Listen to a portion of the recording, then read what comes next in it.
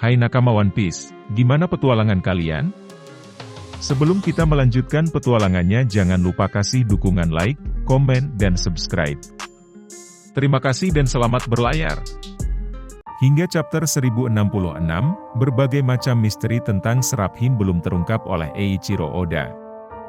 Namun, berbagai fakta yang ada hingga One Piece 1066 akhirnya menunjukkan bahwa Seraphim sebenarnya memiliki kelemahan. Kelemahan Seraphim diungkap oleh Oda di manga di chapter sebelumnya. Sebagai generasi terbaru dari Pacifista, wajar saja jika kekuatan Seraphim jauh lebih kuat dari tipe-tipe sebelumnya. Seraphim sendiri pertama kali muncul di chapter 1059 di mana saat itu Angkatan Laut sengaja membawa jenis Pacifista terbaru untuk menangkap Boa Hancock di Amazon Lily Island. Kemunculan Seraphim tampaknya tidak hanya mengejutkan Hancock, tetapi juga Blackbeard yang baru saja tiba di pulau itu. Sejauh ini belum banyak informasi yang muncul terkait Seraphim, karena model SSG terbaru ini baru muncul dalam 2 chapter. Meski begitu, sudah ada sejumlah kekuatan Seraphim yang Oda tunjukkan dalam cerita. Seperti diketahui, keunggulan unik Pacifista adalah mereka bisa menembakkan laser dari mulut seperti yang terlihat sejak awal.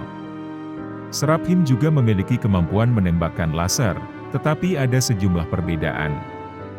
Kekuatan destruktif dari laser Seraphim jauh lebih merusak daripada Pacifista sebelumnya. Mereka juga tidak lagi menembakkan laser dari mulut tetapi dari tangan. Itu ditunjukkan dalam bab 1059 di mana Seraphim Boa Hancock dan Jinbei melepaskan laser dari tangan mereka. Seperti disebutkan sebelumnya, Seraphim adalah model terbaru dari Pacifista, yang berarti Seraphim juga bergerak dan berperilaku seperti robot. Meskipun penampilannya seperti manusia, pada kenyataannya mereka kaku dan hanya bergerak sesuai perintah. Namun, dalam pertempuran selanjutnya, mereka terbukti sangat gesit. Gerakan Seraphim jauh lebih lincah dari Pacifista sebelumnya.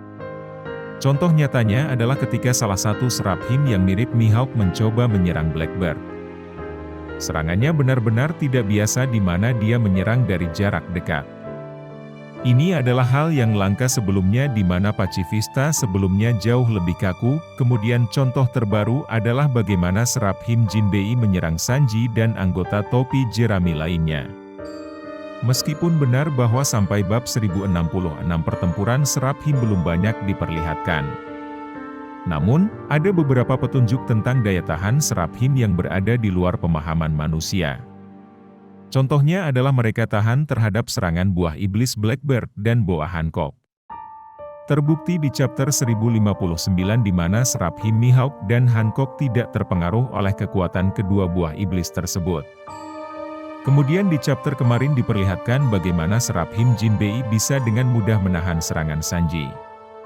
Seraphim Jinbei tidak terluka sedikitpun setelah menerima serangan kaki api Sanji. Namun menariknya, saat Franky menggunakan serangan sinar laser, Vegapunk Shaka panik dan langsung menghentikannya. Vegapunk Shaka menjelaskan bahwa Seraphim belum diuji untuk serangan tipe laser. Ini adalah bukti bahwa Seraphim tidak sempurna dan memiliki sejumlah kelemahan. Meski begitu, kemunculan Seraphim memang berhasil mengejutkan para penggemar One Piece. Karena saat pertama kali diperkenalkan oleh Oda, bentuk wajah dan tubuh Seraphim ini jauh berbeda dengan Pacifista sebelumnya. Terlepas dari DNA ras Lunaria yang ditanamkan ke dalam diri mereka, wajah mereka sendiri sangat mirip dengan mantan Shichibukai ketika mereka masih anak-anak. Menariknya, selain meniru wajah para mantan Shichibukai, Seraphim juga berhasil meniru kemampuan bertarung mereka. Seperti saat Seraphim Mihawk mendemonstrasikan ilmu pedangnya, dia mampu membelah gunung besar di tengah Amazon Lily dengan mudah. Tiba-tiba ilmu pedang Seraphim segera mengejutkan Hancock dan yang lainnya. Kemudian di chapter kemarin sudah terlihat bagaimana Seraphim Jinbei bisa menggunakan kemampuan karate Pulau Manusia Ikan yang menjadi andalan Jinbei asli. Ditambah Seraphim Jinbei juga menggunakan kekuatan buah iblis Senorping yang membuatnya bisa berenang di tanah dan dinding.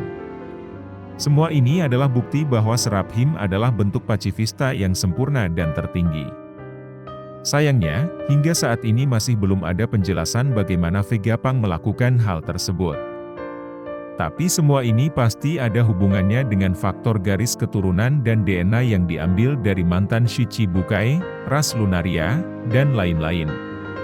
Kemudian dengan fakta terbaru bahwa Seraphim masih anak kecil dan bisa tumbuh kuat secara alami seperti manusia.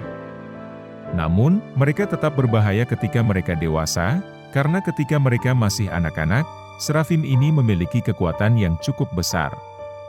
Ini adalah ancaman di masa depan. Jangan lupa kasih like, komen dan subscribe.